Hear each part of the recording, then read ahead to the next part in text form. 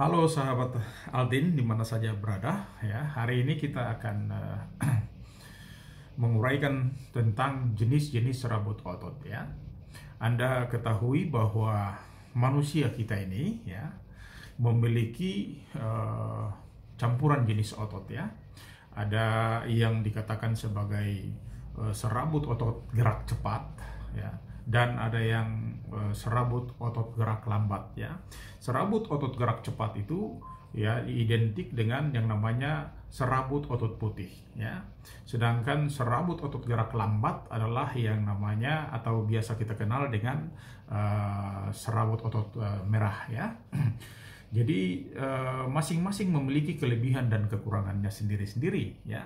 Jadi orang atau atlet kita yang memiliki serabut otot atau serabut gerak cepat atau serabut otot putih, maka dia akan dominan dalam beberapa hal ya. Dia memiliki kecepatan yang hebat dan dia juga memiliki power yang hebat ya. Jadi kalau kita sebagai seorang pelatih, maka kita wajib mengetahui ya bahwa atlet kita ini memiliki jenis serabut otot putih atau memiliki serabut otot merah yang dominan. Sehingga dalam hal spesialisasi kepada atlet, kita mau memberikan spesialisasi kepada atlet kita, kita perlu atau tidak salah ya kita dalam memberikan petunjuk kepada atlet-atlet kita dalam melatih untuk spesialisasi mereka. Kalau misalnya di nomor-nomor tentu seperti atletik dan seterusnya, maka dia akan sangat menonjol ya. Kalau serabut otot putih yang lebih dominan, maka kita akan mengarahkan atlet-atlet kita kepada nomor-nomor sprinter atau nomor-nomor yang memiliki power yang hebat. Tapi kalau misalnya dia memiliki serabut otot merah yang lebih dominan, maka sebaiknya kita mengarahkan dia kepada nomor-nomor yang misalnya di atletik itu ada nomor lari jarak jauh dan seterusnya, sehingga ini akan menyesuaikan dengan struktur otot yang dimiliki oleh atlet itu sendiri ya.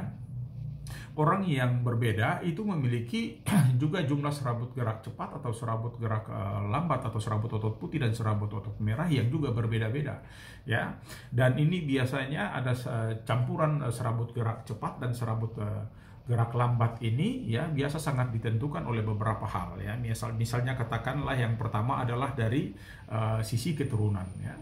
Kalau misalnya saya memiliki keturunan A, maka dia akan memiliki serabut gerak A. Atau katakanlah kalau dia memiliki keturunan yang dominannya adalah serabut otot putih, maka tentu saja si atlet itu juga akan memiliki dominan serabut otot putih. Maka kita sudah tahu bahwa kita akan mengarahkan mereka ke cabang-cabang olahraga yang mana dan nomor-nomor spesialis mereka di nomor-nomor yang mana. Kalau di atletik di mana, kalau di bela diri di mana, ya kalau di berenang di mana, dan cabang-cabang olahraga yang lain. Itu harus bisa dipastikan untuk mereka tidak salah kaprah. Sama-sama berlatih ya, katakanlah orang yang memiliki serabut otot merah dan serabut otot putih ya yang dominan ini, mereka sama-sama berlatih untuk nomor sprinter katakanlah 100 meter ya, maka orang yang memiliki serabut otot putih tentu akan memiliki kecepatan yang lebih baik dan dia akan unggul ya. Sama-sama berlatih dengan program latihan yang sama dengan ukuran-ukuran yang sama, tetapi hasilnya akan berbeda. Demikian juga kalau dua-dua berlatih dengan materi yang sama, program yang sama, tetapi kemudian dialihkan ke nomor jarak panjang, katakanlah nomor lari jarak menengah, maka tentu yang unggul adalah si atlet yang memiliki dominan serabut otot merah, karena dia otomatis orang-orang yang memiliki serabut otot merah itu adalah orang-orang atau atlet-atlet yang unggul dalam hal daya tahan ya. Mereka itu untuk ketahanan tubuhnya mereka sangat memiliki keahlian atau memiliki spesifikasi di situ. Maka sebagai seorang pelatih kita harus tahu ya, untuk melakukan spesifikasi atlet kita harus memikirkan atau mengetahui atlet kita kira-kira memiliki dominan serabut otot yang mana ya. Yang kedua juga perlu ditekankan bahwa mungkin banyak pelatih yang salah kaprah. Dia berpikir bahwa dengan berlatih maka serabut ototnya akan berubah. No ya, tidak. Jadi kalau seseorang dia memiliki serabut otot putih, maka dengan berlatih jenis apapun serabut ototnya tidak akan berubah menjadi serabut otot merah yang dominan dan sebaliknya ya. Maka serabut otot kita entah putih atau merah itu tidak akan berubah oleh latihan kita. Maka ini akan menjadi catatan. Jangan mungkin seorang pelatih akan berpikir bahwa saya akan melatih dengan cara sprint terus, melakukan latihan speed terus, maka orang yang serabut otot merah akan berubah menjadi serabut otot putih atau sebaliknya ya. No, tidak seperti itu.